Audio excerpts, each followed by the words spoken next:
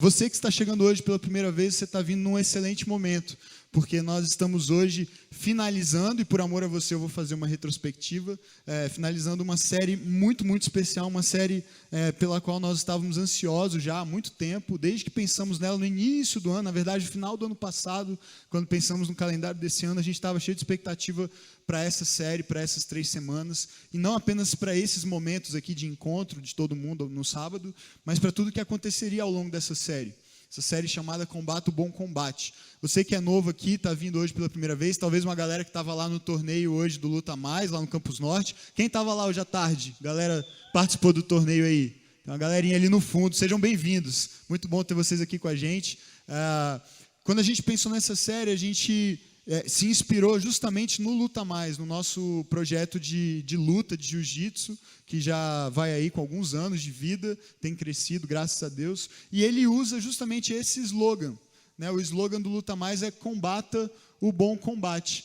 Essa ideia vem de uma afirmação de Paulo, o apóstolo Paulo, o cara que escreveu a maior parte do Novo Testamento, a segunda parte da Bíblia, que fala a respeito de Jesus, da sua vida, do seu ministério e da igreja, do surgimento da igreja, do crescimento da igreja. Então, Paulo escreveu vários dos livros que compõem o Novo Testamento, e em um desses livros, numa carta que ele escreveu para um jovem discípulo dele, ele disse isso, ele deixou essa mensagem: combata o bom combate da fé. E é sobre isso que nós temos pensado nessas 3 semanas, terminando hoje, a respeito dessa ideia, o que é combater o bom combate da fé, porque a fé é associada a uma luta, e de que maneira isso se relaciona com a nossa vida prática. Por quê? Porque se você já é de igreja há algum tempo, se você é acostumado a frequentar a igreja, você provavelmente já ouviu falar nesse assunto, que a salvação não vem por obras, não vem por esforço, mas vem pela graça por meio da fé. Nós somos salvos pela graça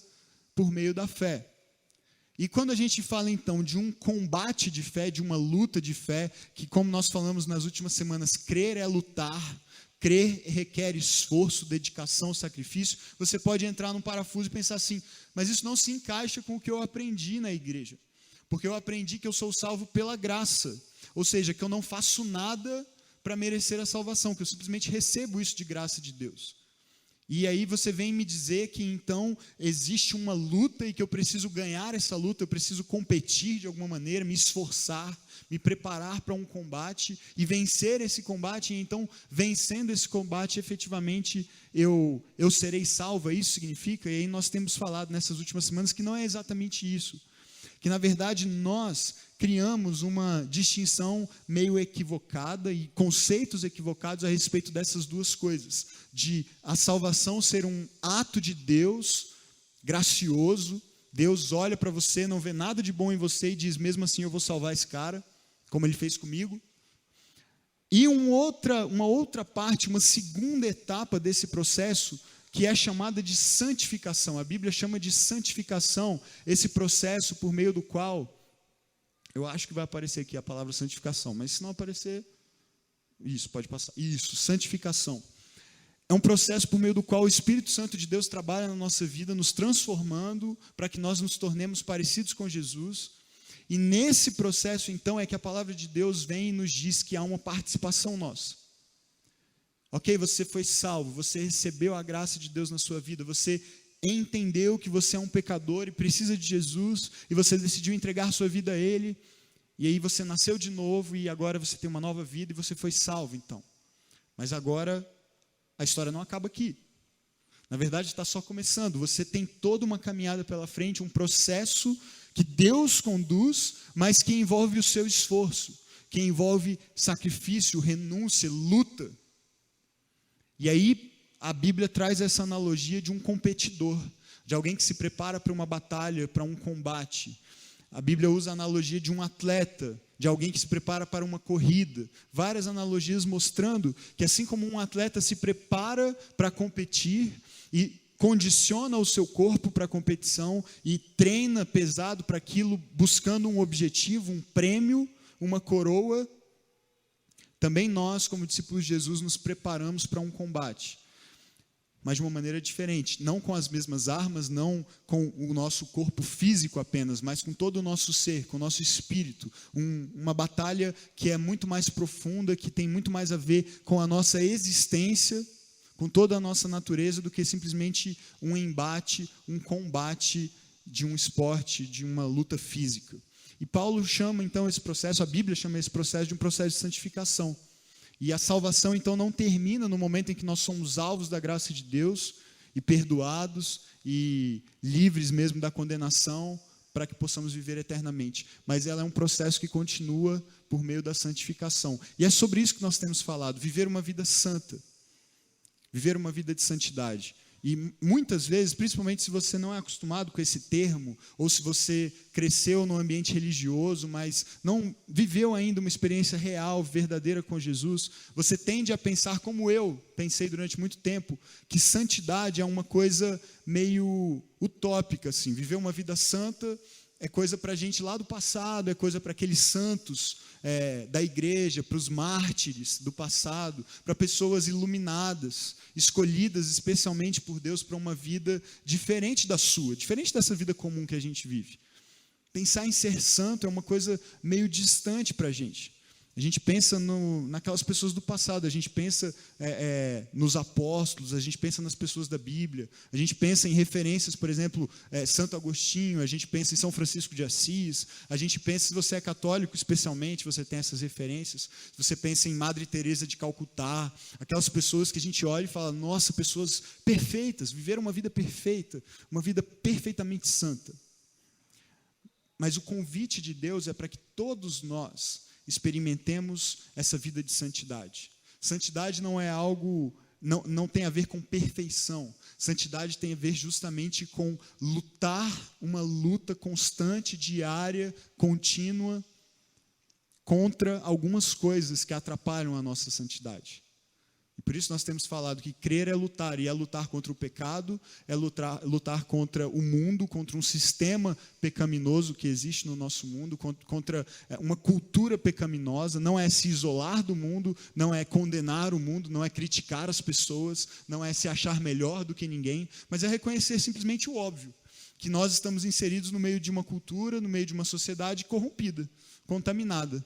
É ou não é verdade? Alguém acha que não? Alguém acha que o mundo é perfeito, que ninguém faz coisas ruins, que não há tragédias, que não há dor, que não há sofrimento, que não há pecado?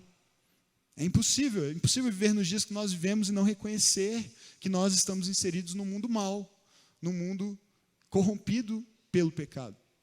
Por isso nós precisamos lutar contra esse sistema e precisamos lutar, finalmente, talvez a luta mais difícil de todas, lutar contra nós mesmos.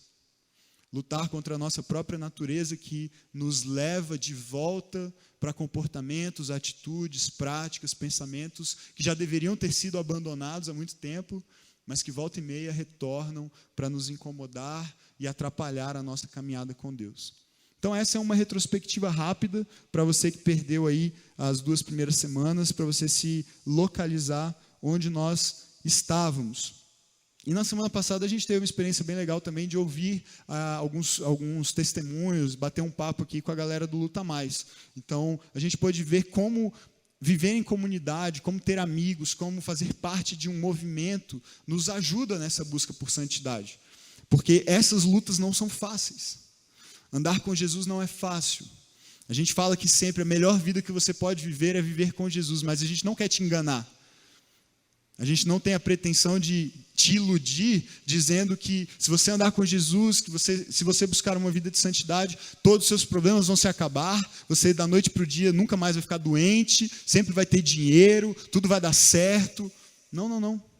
Não é verdade. Não é isso que a Bíblia ensina a respeito de andar com Jesus, a respeito de viver uma vida santa. Na verdade, o que a Bíblia diz é que todos aqueles que desejam viver piedosamente, ou seja, uma vida de santidade, uma vida de temor a Deus, vão passar por perseguição, vão passar por tribulação, por dificuldade. E essa é a minha experiência, eu acredito que é a experiência da maior parte de vocês que já andam com Jesus há algum tempo. Seguir a Jesus não é sempre fácil, na verdade, na maioria das vezes, é mais difícil. O caminho é mais estreito, a porta é estreita. Não é todo mundo que passa por ela. Às vezes tem caminhos muito mais simples, mais fáceis, mais atrativos, mais sedutores. E para você manter a sua santidade, o seu compromisso com Deus, você precisa abrir mão, você precisa dizer não, você precisa lutar contra aquilo e você precisa perseverar.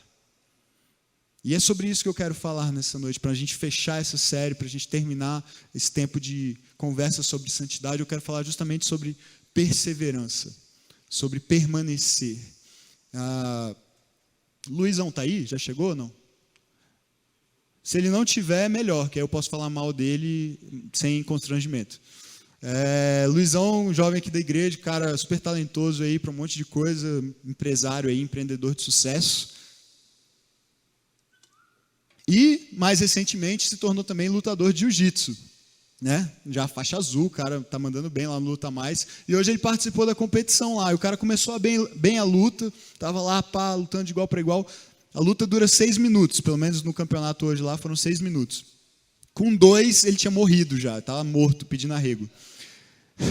E ele estava bem na luta, acabou 2 minutos depois, já era, não tinha gás, não dava conta mais. Depois eu me acerto com ele, tá? Estou expondo ele na internet, vai ficar no YouTube aí, mas depois eu peço perdão.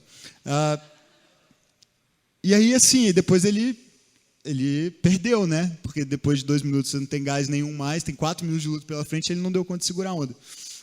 E eu estou expondo o Luizão porque, na verdade, essa é a experiência que muitas vezes nós temos na nossa caminhada com Jesus, na nossa vida cristã. Às vezes a gente começa bem, a gente larga com tudo, como numa corrida assim, de grande distância. Se você der o gás todo nos primeiros 100 metros, 200 metros, você pode até largar na frente, você pode começar bem, você pode sair, até abrir uma vantagem em relação aos outros competidores, mas se você não tiver gás para manter aquele ritmo, para manter uma consistência até o fim, você vai ser ultrapassado, não tem jeito. E uma corrida de grande distância tem muito mais a ver com resistência do que com sair na frente, do que começar com muito ímpeto, com muita força. Você precisa dosar a sua energia, você precisa ir calculando o quanto você ainda tem de energia para que você não gaste tudo antecipadamente, consiga terminar forte, terminar bem. E na minha experiência, no que eu tenho visto, na minha própria vida, e muitas vezes o que eu sinto é isso. Eu começo um novo projeto, eu começo um novo propósito, diante de Deus eu assumo um compromisso. Senhor, agora eu vou orar mais, agora eu vou ler mais a Bíblia, agora eu vou mudar essa área na minha vida, que há tanto tempo eu digo que eu vou mudar e nunca mudo. Agora eu vou fazer uma dieta, agora eu vou fazer qualquer coisa, qualquer projeto novo. E a gente começa bem, a gente começa animado. Nos primeiros dias dá tudo certo, e flui bem, e você se empolga, e você conta para as pessoas. Mas aí vai passando o tempo, e aí passam os dias, e aí algumas semanas, e aí talvez se você tem muita perseverança, alguns meses até que você já está meio cansado, assim, sabe? A rotina está sufocando já tem muito compromisso, eu estou meio sem tempo, estou cansado, orar, ler a Bíblia já não é prioridade mais, aquele projeto, aquele sonho, aquele compromisso que você assumiu, deixa para depois, agora eu preciso focar nesse outro objetivo que apareceu aqui no meio do caminho. E muitas vezes o que eu vejo é que a gente não termina nem perto de como a gente começou. A gente começa bem, a gente inicia bem, mas vai enfraquecendo no nosso propósito, nos nossos compromissos, à medida que caminhamos. E daqui a pouco a nossa energia parece que já acabou, a nossa paixão parece que diminuiu, e a gente já não consegue mais avançar na mesma velocidade, com o mesmo comprometimento. E é interessante que a Bíblia é cheia de referências, o Novo Testamento especialmente, cheio de referências a respeito de perseverar, a respeito de ir até o fim. E quando se trata de um compromisso com Jesus e de uma vida santa, de uma vida consagrada a Deus, isso é ainda mais fundamental, porque todas as promessas de Deus para a nossa vida têm a ver com a nossa fidelidade. Tem a ver com não apenas começarmos bem, mas especialmente terminarmos bem. E esse texto no qual nós baseamos essa série, quando Paulo vira para Timóteo, na sua primeira carta escrita a Timóteo, um jovem pastor, discípulo de Paulo, e Paulo diz assim, olha, fuja das coisas desse mundo, fuja das paixões desse mundo, busque a piedade, a justiça, o amor, a fé, combata o bom combate da fé. Quando Paulo diz isso, a gente está olhando para um Paulo que por sua vez está olhando para Timóteo, seu discípulo, para uma perspectiva de futuro.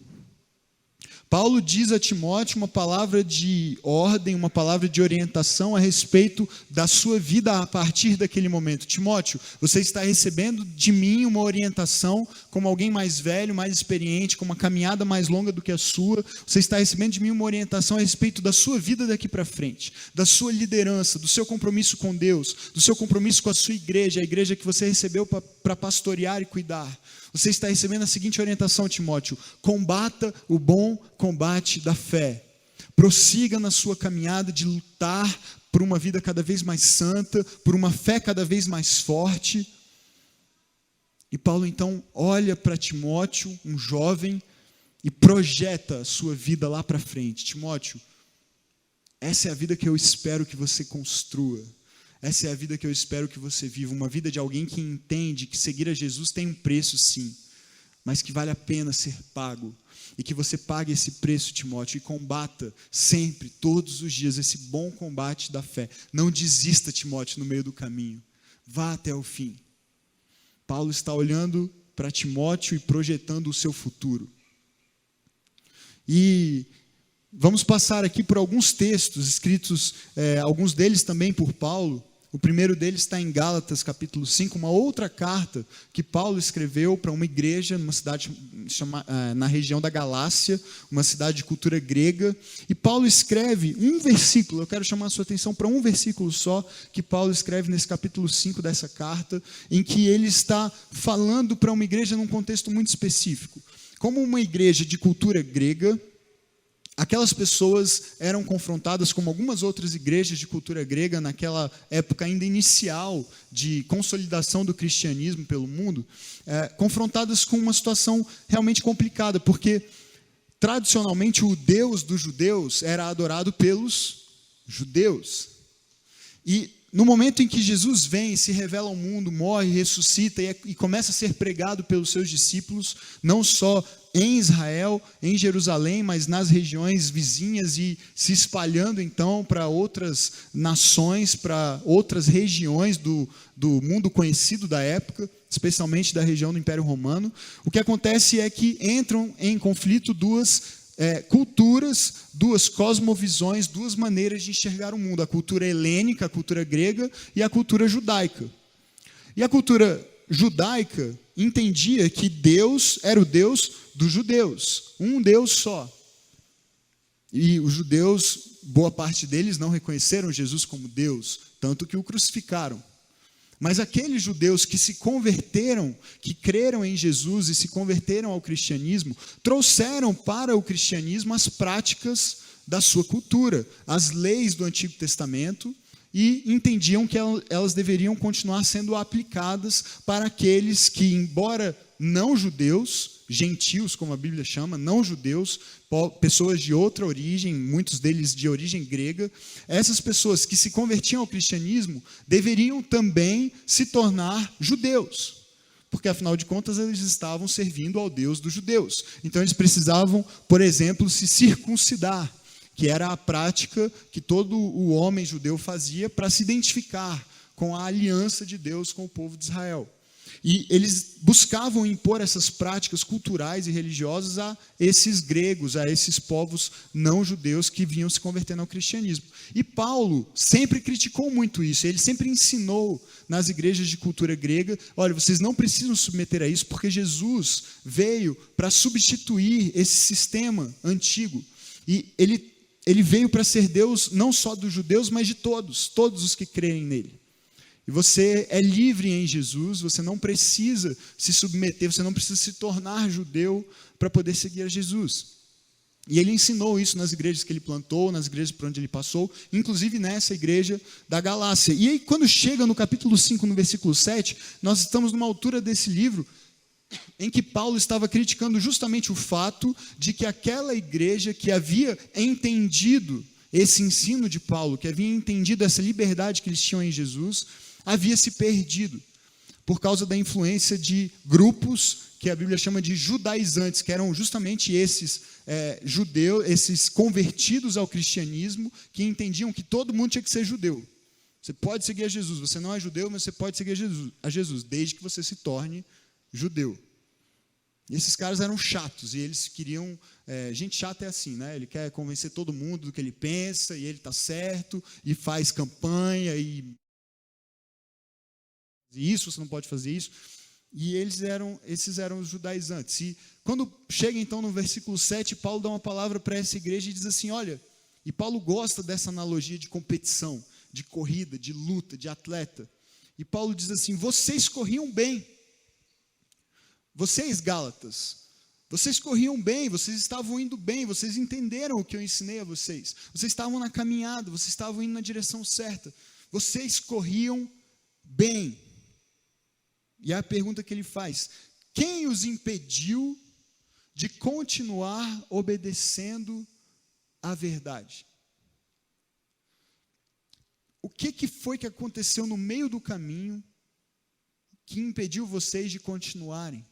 Que impediu vocês de prosseguirem no caminho certo, de prosseguirem obedecendo à verdade? Por que é que vocês se deixaram influenciar por pessoas que não têm compromisso com a verdade, apenas em defender seus próprios interesses, seus partidarismos, suas vontades, seus caprichos? Por que é que vocês deixaram de dar ouvidos à palavra de Deus para dar ouvido a palavras de homens? Por que foi que vocês pararam no meio do caminho? É isso que Paulo está dizendo para essa igreja. Vocês iam bem, vocês estavam no ritmo bom, tinham tudo para vencer, tinham tudo para ir até o fim, mas no meio do caminho alguma coisa aconteceu, alguém apareceu, alguém veio com uma ideia diferente, alguém te apresentou uma proposta nova, alguém de alguma forma te seduziu e tirou o seu foco da direção certa, e você cedeu e você acabou se perdendo no meio do caminho. E sabe, é muitas vezes isso que acontece com a nossa vida.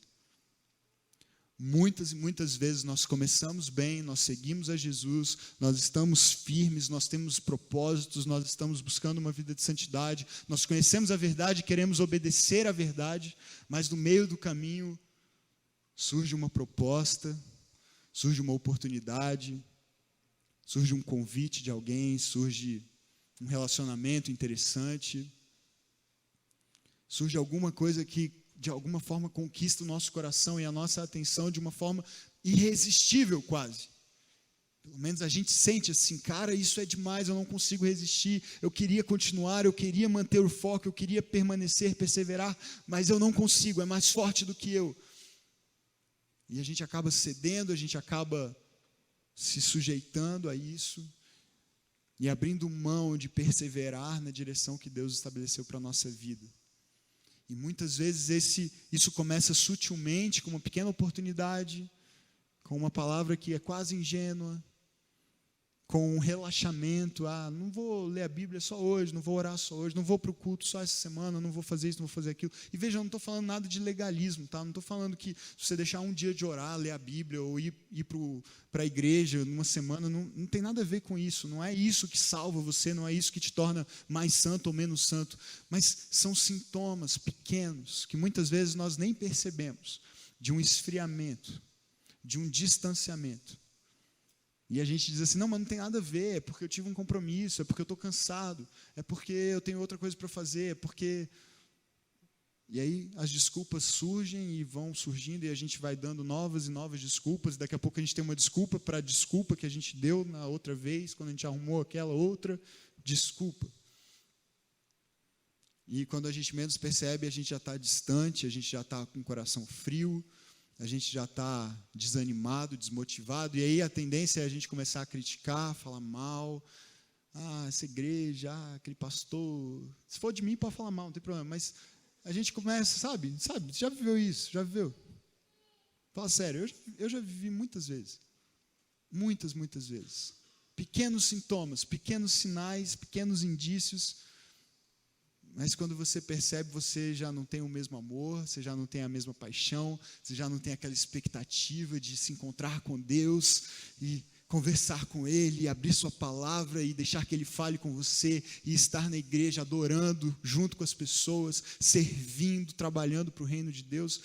E você se pergunta assim, o que aconteceu? o que aconteceu?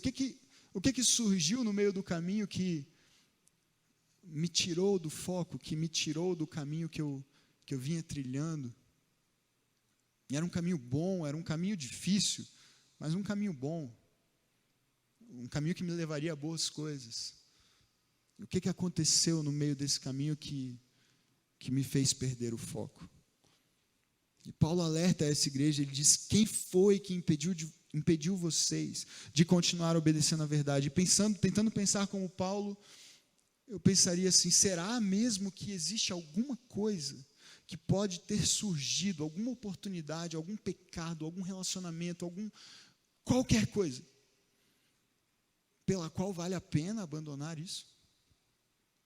Será mesmo que, seja lá qual for o motivo que te fez abandonar a caminhada, deixar de obedecer a verdade, deixar de caminhar na direção que Deus tem para a sua vida, será mesmo que isso aí valeu a pena? Será que foi uma boa escolha? Será mesmo que tem alguma coisa que a gente possa optar em lugar de buscar essa vida de santidade que vale a pena?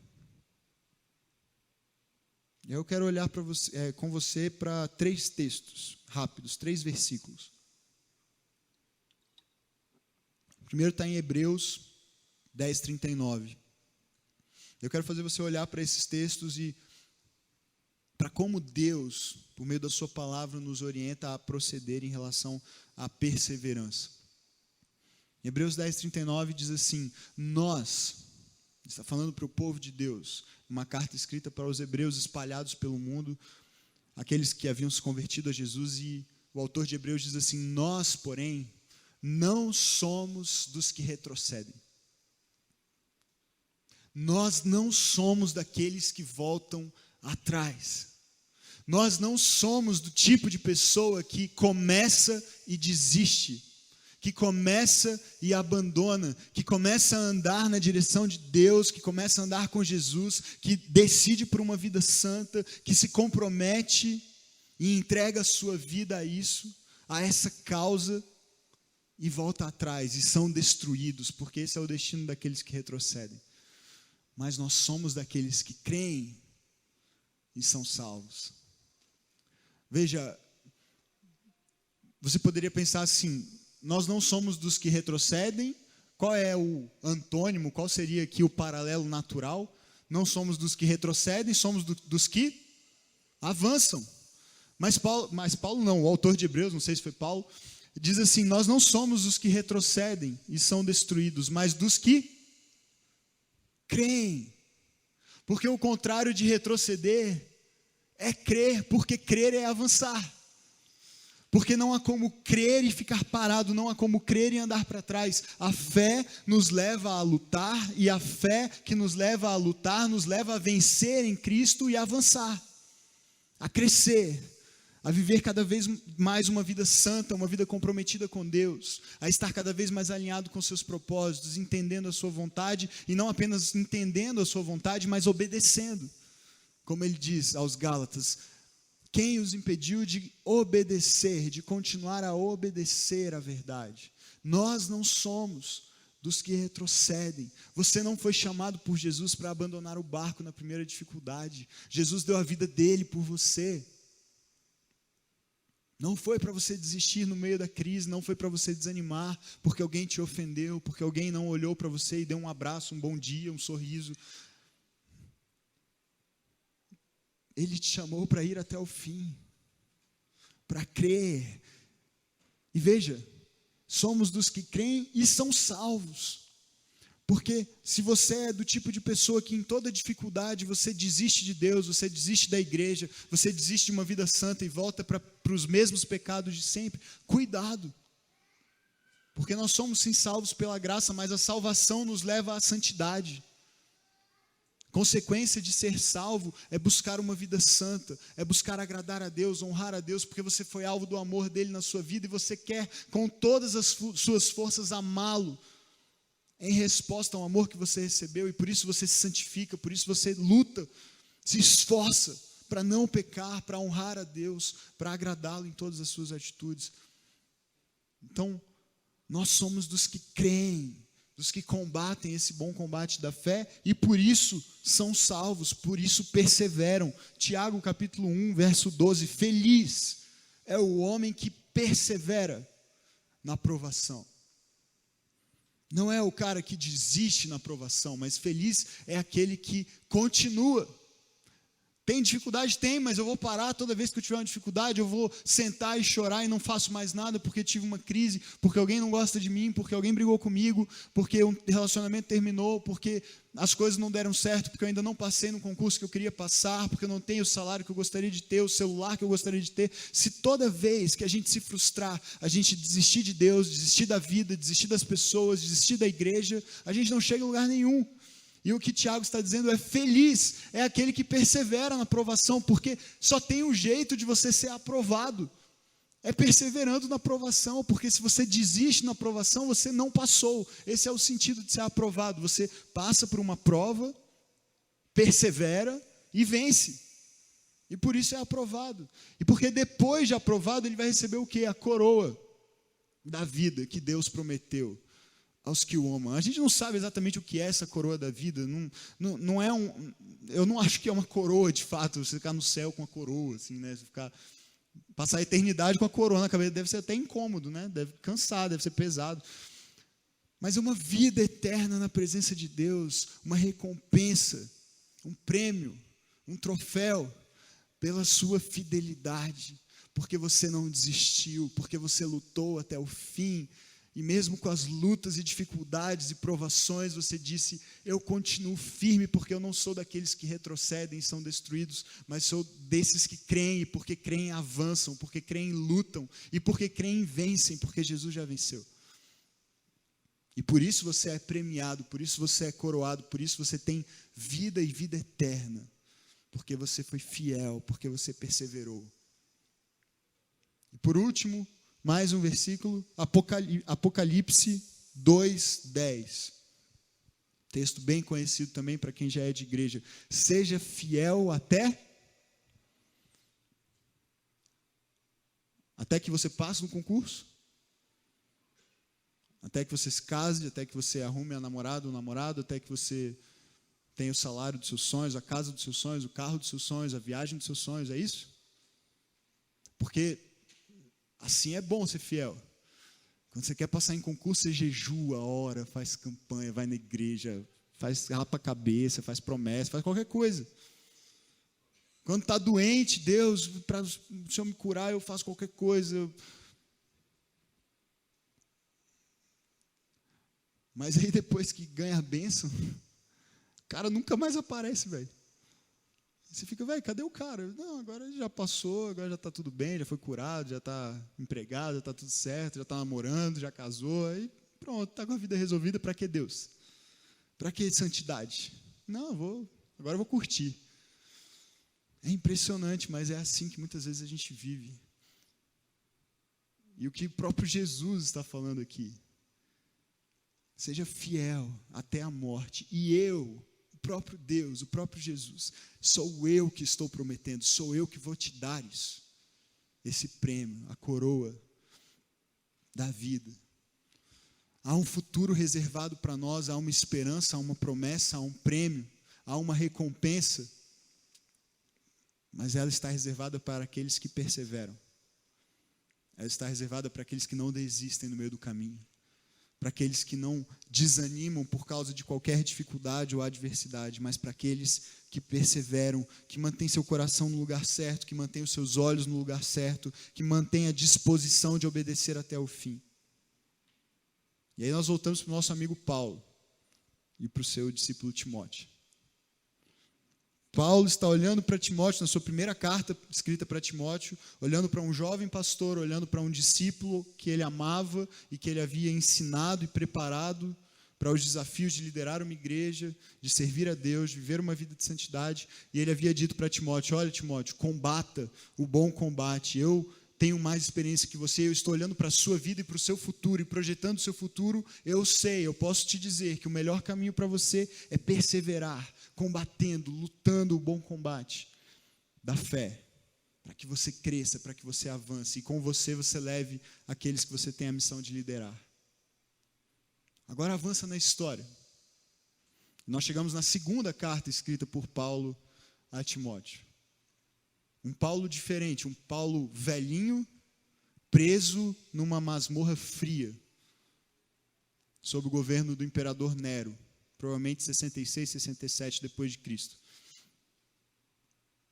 Paulo preso, sabendo que está nos últimos dias de vida, sabendo que provavelmente ele não sai daquela prisão mais com vida, sabendo que a sua jornada havia provavelmente chegado ao fim. Ele diz que ele está sozinho, que alguns dos seus discípulos o procuraram e nem o encontraram, tiveram dificuldade de encontrá-lo, porque não sabiam exatamente onde ele estava preso. Ele estava sozinho, se sentindo só, consciente de que o seu tempo estava acabando, mas ele escreve uma segunda carta, uma última carta para aquele seu jovem discípulo. E agora ele não está mais olhando para Timóteo, e olhando para o futuro de Timóteo, dizendo: Timóteo, combata o bom combate. Combata o bom combate. Ele está olhando para si mesmo. Ele está olhando para trás. Ele está olhando para a sua própria vida, para a sua própria jornada, para a sua própria caminhada, fazendo uma autoavaliação. E o que ele diz para Timóteo na sua segunda carta, capítulo 4, verso 7. Combati o bom combate. Terminei a corrida. E sabe de uma coisa, Timóteo? Eu guardei a fé. Eu passei por todo tipo de luta que você puder imaginar. Eu fui preso, eu apanhei, eu fui humilhado, eu fui perseguido, eu fui injustamente julgado várias vezes. Mas hoje, sabendo que minha jornada está bem perto do fim, o que eu posso te dizer é que eu olho para trás e eu tenho a convicção de que eu combati o bom combate. Eu fui até o fim. Eu me dei por inteiro, sem reservas. Eu olho para trás e não há arrependimentos, não há frustrações. Não há aquele pesar de dizer: puxa, se eu tivesse perseverado, se naquele momento de dificuldade eu tivesse resistido apenas mais um pouco, se eu tivesse continuado firme, minha vida teria sido tão melhor, o impacto da minha vida, do meu ministério, da minha vocação teria sido tão maior. Mas esse é o retrato e esse é o relato de um homem sem arrependimentos, sem frustrações, porque deu tudo, porque entregou tudo por uma causa, e foi até o fim, perseverou e pôde olhar para trás. Antes olhou para frente, olhou para um jovem e disse: vá em frente, combata o bom combate. E agora pode olhar para a sua própria vida e olhar para trás e dizer: eu combati o bom combate. E sabe de uma coisa? Valeu a pena. Valeu a pena porque eu guardei a fé e eu sei qual é a recompensa para quem persevera até o fim. Como você vai terminar é mais importante do que como você começou. Talvez a sua caminhada até aqui com Jesus tenha sido assim, cheia de altos e baixos, cheia de percalços. Talvez você uma hora estava bem, outra hora mal. Talvez você nunca teve realmente um compromisso com Jesus e tem a chance agora de começar um, mas talvez você já tenha uma caminhada longa com Deus, com Jesus, mas nos momentos de provação, de dificuldade, você é desses que costuma desistir, você é desses que costuma desanimar e dar umas voltas por aí, e de repente alguma coisa acontece, alguma coisa volta ao seu coração e à sua mente, você diz: eu preciso voltar, eu não posso seguir nessa vida, e aí você volta, e volta com tudo, com paixão, com intensidade, mas aí, de repente, mais uma coisa vem e te atrai, te seduz, e quando você vê, aos pouquinhos você já esfriou de novo e perdeu o foco. O meu convite para você nessa noite é: persevere. Não desista. Não desanime. A palavra de Deus, falando a respeito de Jesus, Filipenses capítulo 2, diz que ele se esvaziou de si mesmo, assumiu a forma de servo. Nós pudemos contemplá-lo enquanto ele esteve aqui nesse mundo, entre nós, se humilhou e foi obediente. E foi obediente até a morte, e morte de cruz. Tudo por amor a mim e a você. Jesus não desistiu no meio do caminho, Jesus não desistiu da missão, por mais difícil que ela fosse, por mais penosa que ela fosse, ela não custaria parte da sua vida, ela custaria a sua vida inteira. E ele foi até o fim. E o convite dele para mim e para você é: ei, você quer andar comigo? Você quer me seguir?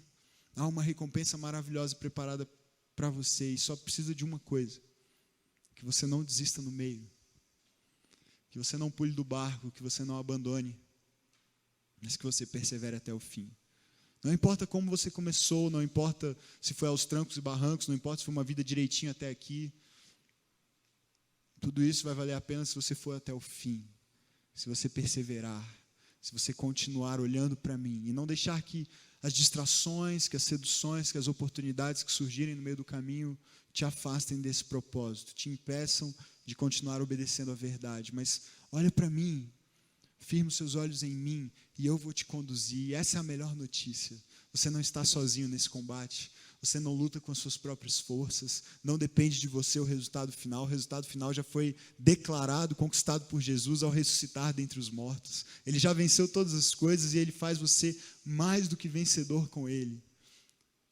Mas Ele te convida a andar junto e não desistir no meio do caminho. Não desistir até a linha de chegada. Não desistir até que o prêmio esteja nas suas mãos, você possa dizer: valeu a pena. Valeu a pena ir até o fim, valeu a pena porque eu combati o bom combate, eu completei a corrida e eu guardei a fé. Eu quero orar por você nessa noite.